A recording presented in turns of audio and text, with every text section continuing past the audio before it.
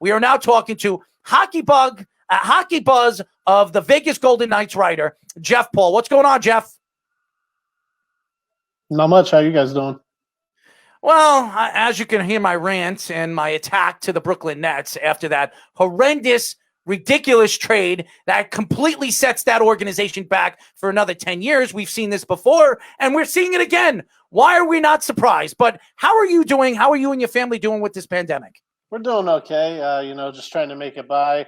Unfortunately, hockey access, as I might be used to the last couple of years, but trying to make it work and getting used to seeing players on Zoom instead of being in the room with them. So it's a work in progress, but we're getting through it.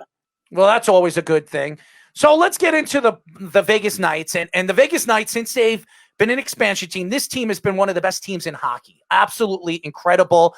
It seems like they find a goalie wherever they look. I mean, they get Marc-Andre Fleury in the expansion draft. He brings them all the way to the Stanley Cup Finals. Then they get Robin Lehner from really the New York Islanders or wherever they get him from. The Islanders completely gave up on him, and they pick him up, and he becomes a superstar with the Vegas Knights. What do you think? Why do you think that the Vegas Knights have been so lucky with the goaltending position?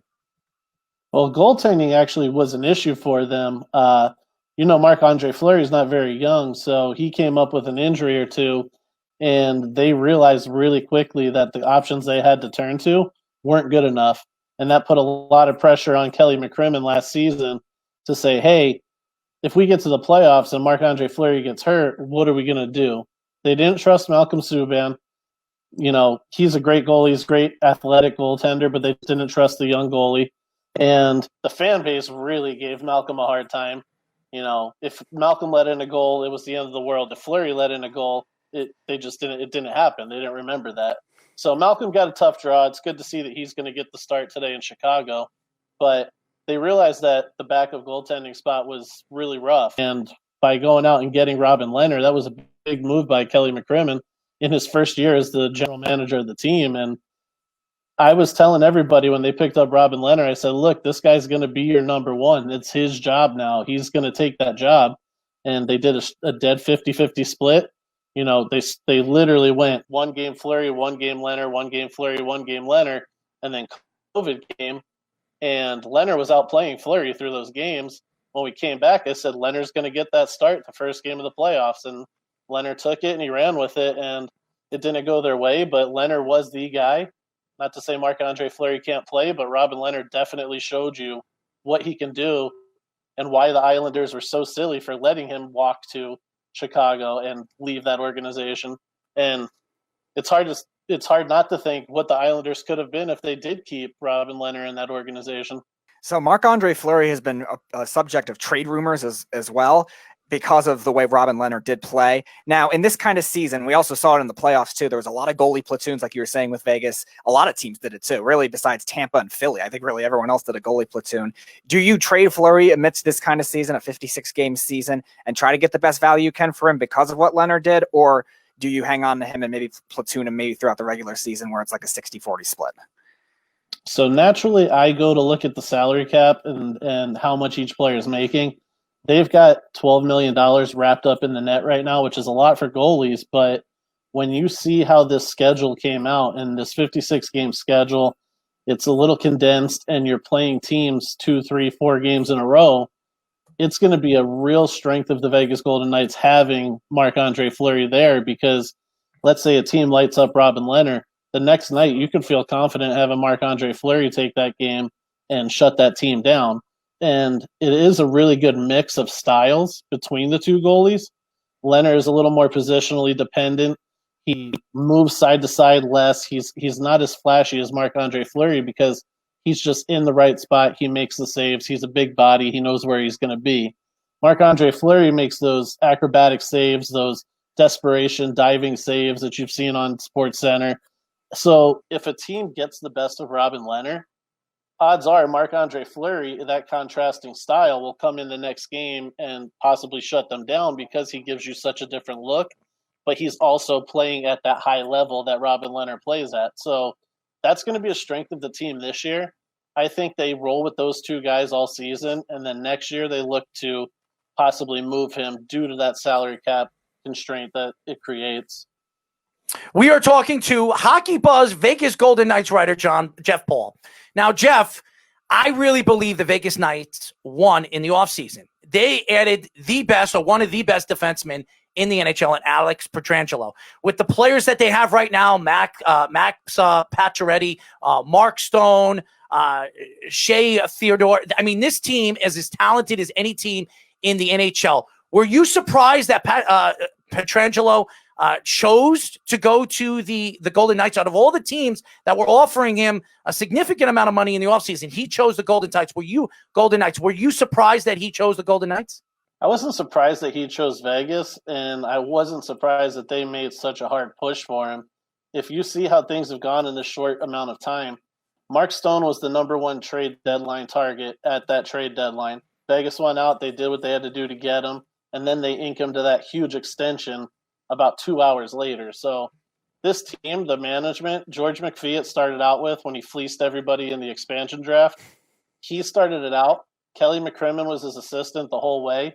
Now Kelly's taken over, and it's the same mentality. Let's go get these big players. Let's go make big moves. We don't care who gets mad in the meantime. We don't care if we hurt some feelings. You know, they let Perron walk. They let James Neal walk. They had big names leave that team after the first season, after making the Cup final. So this team has shown a culture of, we're going to chase the Cup. We're going to do it however we have to, and we don't care who we piss off in the meantime. And it's really fun to cover because it's never a dull moment. The fan base is always revved up for good or for bad, but it's really exciting, and the team definitely shows, hey, we're going to make moves. We're going to go get the big names, and Pietrangelo is about the biggest name you can get. So they made a very interesting move during the season last year, firing Gerard Gallant right towards the end of the season, I think in February, and then they bring in Peter DeBoer, who I thought got a raw deal from the Sharks. I don't think that was the reason they were struggling last year. It was just one bad season, I just thought, just a conference championship hangover type thing. But they did well in the playoffs and made it all the way to the conference final. So what did you think of the move at the time, and what do you think the long-term success will be with DeBoer there now? Well, to start out, on the DeBoer situation, the fact that San Jose thought they could let their captain go, who was one of the best American hockey players of all time, and Joe Pavelski, is just stupid. You don't let Joe Pavelski walk and they go, hey guys, we're still going to be really good. We're still going to make the playoffs. We're still going to beat Vegas. I mean, that was just asinine in itself.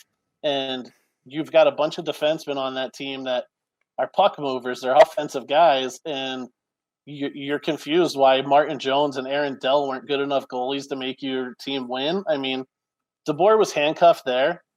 When Gallant was let go and DeBoer was available, I kind of thought to myself, well, that'd be interesting if he came over here because he knows the division. He's had a history of success, even in New Jersey. So when he was hired, when Gallant was fired, I was a little shocked because the organization has backed him up so much. Amid all of the things that Gallant's done for good or bad, the team always seemed to be behind him. So when they did make that move, I think it might have been a product of DeBoer being there and saying, hey, we can go get Pete if we do pull the trigger on Gallant. And I think the fact that Gallant was always status quo, he didn't like to change anything. He just said, put your head down, skate hard, hit people. We'll score some goals eventually. I think it ended up doing him in because there have been games where he just goes, we're in the post-game press conference and we ask him questions. What happened? Why did the game go that way? And oh, it was a good goalie. The goalie got the best of us. The goalie got the best of us tonight. And he even got a little testy with me one time because I was looking for a little more than what the goalie beat us. Because, I mean, I can't just write, hey, guys, the goalie was good and call it a day. So he actually got a little annoyed that I was looking for, hey, maybe get some traffic or things like that. But I just think it came down to a persistence to be a Gallant team. He wanted to do it his way, and that was the only way that would work. And the fact that DeBoer was sitting there, and he's one of the better hockey minds in the league. You know, he's very open to change. He's very, even seeing the practices since DeBoer took over, he changed the way they practice. He's very focused in specific areas. I think there's a little more direction behind what DeBoer's doing, and you're going to see that product come out, especially this season, because they had the bubble. They had all that time. They had a little bit of a camp here, but DeBoer has told us he feels really good about how the team's picking up his system and how he feels the product's going to be on the ice. He said a few days ago, he told us that it might take 2, 3, 4 games, but he doesn't think it's going to take very long before the team hits the ground running with the systems and really looks good on the ice. So it's something that I'm looking forward to seeing, is a full year of Peter DeBoer and a full year of Cody Glass being able to be coached by Pete DeBoer. It'll be real fun to see how that third line produces with Cody Glass getting a full year with Pete.